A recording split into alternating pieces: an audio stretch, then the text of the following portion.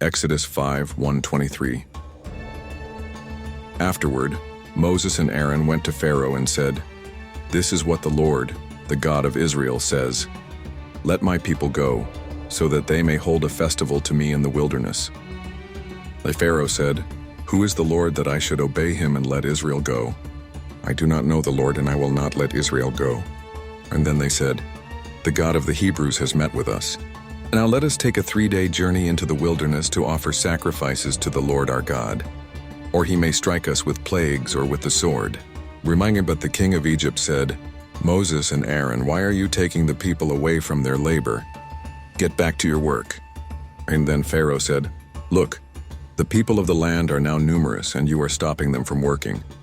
That same day Pharaoh gave this order to the slave drivers and overseers in charge of the people. "You are no longer to supply the people with straw for making bricks. Let them go and gather their own straw. But require them to make the same number of bricks as before. Don't reduce the quota. They are lazy. That is why they are crying out, 'Let us go and sacrifice to our God,' to make the work harder for the people so that they keep working and pay no attention to lies." Then the slave drivers and the overseers went out and said to the people, "This is what Pharaoh says. I will not give you any more straw.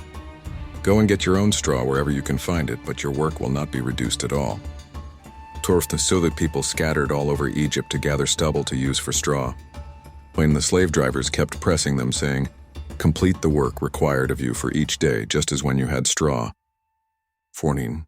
And Pharaoh's slave drivers beat the Israelite overseers they had appointed, demanding, "Why haven't you met your quota of bricks yesterday or today as before?" Then the Israelite overseers went and appealed to Pharaoh, "Why have you treated your servants this way? See, and your servants are given no straw, yet we are told, 'Bow, make bricks.' Your servants are being beaten, but the fault is with your own people." 17. Pharaoh said, "Lazy, that's what you are, lazy. That is why you keep saying, 'Let us go and sacrifice to the Lord.' Oh no, now get to work. You will not be given any straw, yet you must produce your full quota of bricks." And the Israelite overseers realized they were in trouble when they were told, "You are not to reduce the number of bricks required of you for each day." When they left Pharaoh, they found Moses and Aaron waiting to meet them. And they said, "May the Lord look on you and judge you.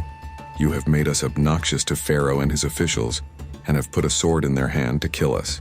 22. Moses returned to the Lord and said, "Why, Lord, why have you brought trouble on this people? Is this why you sent me? Ever since I went to Pharaoh to speak in your name, he has brought trouble on this people, and you have not rescued your people at all.